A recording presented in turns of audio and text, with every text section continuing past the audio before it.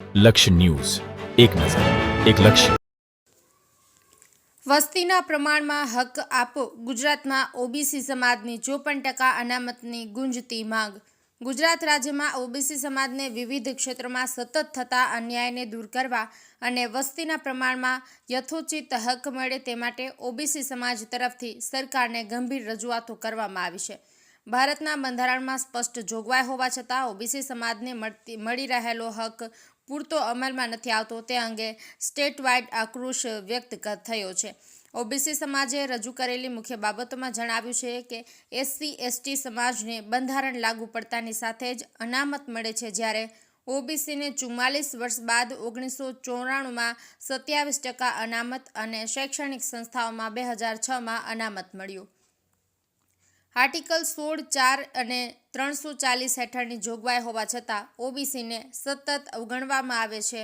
ગુજરાતમાં ઓબીસીની 82 જાતિઓમાંથી વધારીને 146 જેટલી જાતિઓ સામેલ કરવામાં આવી છે, છતાં અનામત 27% જ છે.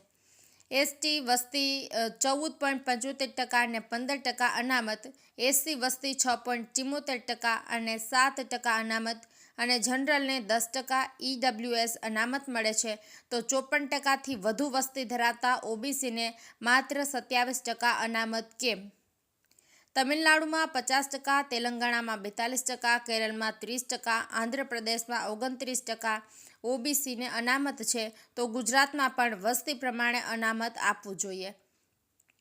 અનામતની 50% મર્યાદા બંધારણમાં ક્યાંય નથી અને ઈડબ્લ્યુએસના 10% અનામત બાદ આ મર્યાદા પોતે જ વધારાઈ ગઈ છે.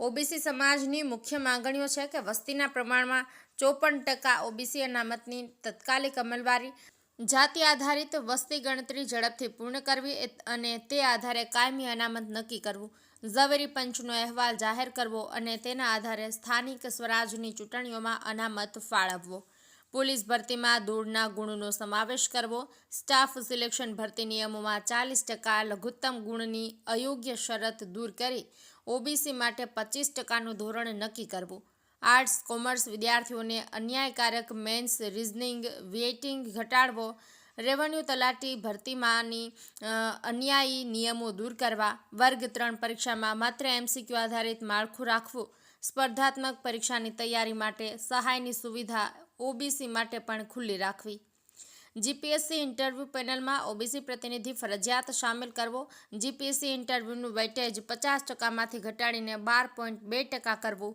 જીપીએસસી ઇન્ટરવ્યૂ માર્ક 100 પર પાછા લાવવા, ગુજરાતી ભાષાના ગુણ ફરી ફાઇનલ મેરિટમાં ગણવામાં લેવું, પ્રિલિમ, મુખ્ય ઇન્ટરવ્યૂ ત્રણેયમાં અનામત નીતિનો અમલ કરવો, ખાનગી સહકારી ક્ષેત્રે ઓબીસી અનામતનો અમલ કરવો, દરેક ક્ષેત્રે વસ્તી પ્રમાણે ઓબીસીની ભાગીદારી સુનિશ્ચિત કરવી, રક્ષા શક્તિ યુનિવર્સિટીના બોનસ ગુણને રદ કરવા, SC/ST ઓબીસી સમાજને ઈડબ્લ્યુએસમાં સમાવેશ કરવાની વ્યવસ્થા કરવી.